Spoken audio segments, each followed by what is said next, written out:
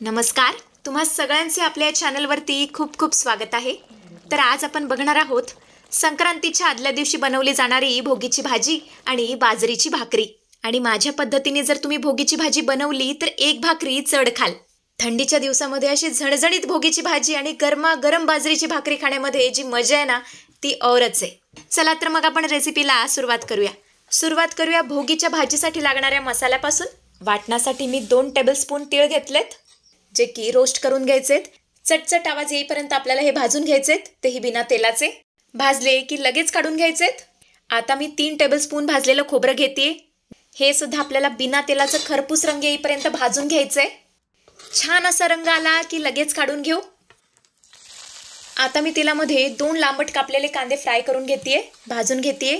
हे कांदे काळे होतील इतपत आपल्याला फ्राय करायचं नाहीये, तर यांचा कच्चापणा जाईल इतपतच आपल्याला फ्राय करायचंय। फ्राय झालं की लगेच साईडला काढून घेऊ। तसं न भाजता सुद्धा आपण डायरेक्ट मिक्सरमधून वाटण करून घेऊ शकतो, पण असं भाजलं की छान चव येते। आता मिक्सरमध्ये ॲड करूया भाजलेले तीळ, भाजलेलं खोबरं। आधी यांना वाटून घ्यायचं आणि मगच पुढचे जिन्नस ॲड करायचे।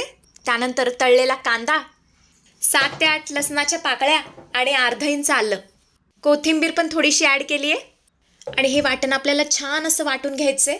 जितकं वाटण हे बारीक वाटाल ना तितका भाजीला टेक्स्चर सुद्धा खूप सुरेख येतो। आता भोगीच्या भाजीसाठी लागणाऱ्या सगळ्या भाज्या इथे मी एकत्रित करून ठेवल्यात, खास कर या मोसमी भाज्या आहेत। आता बघूया नेक्स्ट प्रोसेस। इथे मी लोखंडी कढाईमध्ये तेल टाकून घेतेय। या भाजीला खास कर तेल जरा जास्तच लागतं, त्यामुळे भाजी झणझणीत आणि चमचमीत होते। इथे तेल गरम झालंय। तेल गरम झालं की त्यामध्ये मोहरी टाकू आणि मोहरी तडतडली की त्यामध्ये जिरे टाकायचेत। त्यानंतर इथे एक बारीक चिरलेला कांदा टाकायचाय, छानपैकी परतवून घ्यायचंय। आणि तुम्हाला जर हवं असेल तर या स्टेजला कढीपत्ता सुद्धा टाकू शकता। कांदा तर छानपैकी परतवून झाला की त्यामध्ये मिक्सरमधून फिरवलेलं ते वाटण टाकायचंय। अशा पद्धतीने कांदा टाकून त्यानंतर वाटण टाकलं की वाटण जळत नाही आणि भाजीला सुद्धा खूप सुरेख असा कलर येतो, रंग येतो। साधारण 3 ते 4 मिनिट आपल्याला हे वाटण परतवून घ्यायचंय। मसाल्यातून तेल सेपरेट होईपर्यंत आपल्याला हे वाटण परतवून घ्यायचंय, तुम्ही इथे बघू शकता। आता या स्टेजला आपल्याला काही सुके मसाले टाकायचेत। तर सगळ्यात आधी कोल्हापुरी चटणी म्हणजे कांदा लसूण मसाला, त्यानंतर अर्धी पळी कश्मीरी लाल तिखट, याने कलर खूप छान येतो। त्यानंतर थोडीशी हिंग पावडर टाकायची आहे। मग इथे आपण टाकू थोडीशी हळद पावडर आणि मग आपण टाकूया अर्धी वाटी काळा मसाला। जर तुमच्याकडे काळा मसाला नसेल तर गरम मसाला सुद्धा टाकू शकता। जास्त भरमसाठ मसाले यामध्ये टाकायची काहीच गरज नाहीये। हे 3 ते 4 मसाले टाकले की खूप सुरेख भाजी होते। आणि ऑलरेडी आमच्या कोल्हापुरी चटणीमध्ये सगळेच मसाले असतात, त्यामुळे एक्स्ट्राच्या मसाल्यांची गरजच पडत नाही। मग छानपैकी हे सगळे मसाले परतवून घेऊ। त्यानंतर आपल्याला एक एक करून भाज्या टाकायच्या आहेत। सुरुवातीला आपण अर्धी वाटी ताजे मटार घेतलेत, त्यानंतर आपण हिरवे हरभरे घेतलेत, ते सुद्धा अर्धी वाटी।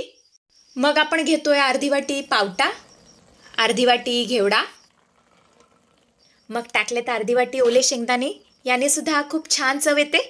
मग असे गाजर घेतलेत लांबट उभे चिरलेले। मग इथे टाकली आहेत वांगी बारीक कट केलेली। मग इथे टाकली अर्धी वाटी वालपापडी। आता या सगळ्या भाज्या आपल्याला साधारण 5 ते 7 मिनिटं छानपैकी परतवून घ्यायचेत, जोवर या भाज्यांचा कच्चट वास जात नाही तोपर्यंत। या भाज्यांमध्ये तुम्हाला हव्या त्या भाज्या तुम्ही ॲड करू शकता। सीजनली अवेलेबल असलेल्या कोणत्याही रानभाज्या, फळभाज्या तुम्ही यामध्ये ॲड करू शकता। आणि संक्रांतीच्या आदल्या दिवशी धरणी मातेला जो भोग दाखवला जातो तो याच भाजीचा, आणि म्हणूनच याला म्हणतात भोगीची भाजी। मग या स्टेजला इथे आपल्याला मीठ टाकायचंय। मीठ टाकून झाल्यानंतर पुन्हा एकदा छानपैकी हलवून घेऊ। आता इथे आपल्याला ही भोगीची भाजी शिजवून घेण्यासाठी 1 ग्लास गरम पाणी टाकायचंय। गरम पाणी टाकल्यामुळे चव तर सुंदरच येते भाजीला, पण त्या व्यतिरिक्त भाजीचा कलर सुद्धा टिकून राहतो। तर वेगवेगळ्या ठिकाणी ही भाजी वेगवेगळ्या नावाने ओळखली जाते, जसे की काही ठिकाणी लेकुरवाळी भाजी, तर काही ठिकाणी गावरान खेंगाट। तर आमच्या इकडे कोल्हापूर साईडला आम्ही याला भोगीचीच भाजी म्हणतो। तुमच्याकडे या भाजीला काय म्हणतात मला नक्कीच कमेंट करून सांगा। या भाजीला एक उकळी आली की याला पॅन कव्हर करू आणि छानपैकी शिजू देऊ। 5 मिनिटानंतर आपण पॅन उघडून बघू, मस्तच काय सुंदर वास येतोय भाजीचा। आता तुम्हाला इथे गोष्ट सांगते, जर तुम्हाला ही भाजी सुकी हवी असेल तर तुम्ही थोडीशी अजून आटवून घेऊ शकता, आणि जर तुम्हाला अशी दरदरीत हवी असेल तर इथेच गॅस बंद करा आणि त्यावर भरपूर सारी कोथिंबीर आणि तीळ टाकून सर्व करा। एकदा नक्कीच तुम्ही या माझ्या पद्धतीने भाजी बनवून बघा मला गॅरंटी आहे तुम्हाला अशा पद्धतीची भाजी नक्कीच आवडेल. अशाच पद्धतीच्या नवनवीन रेसिपीसाठी आपल्या चॅनलशी कनेक्टेड राहा.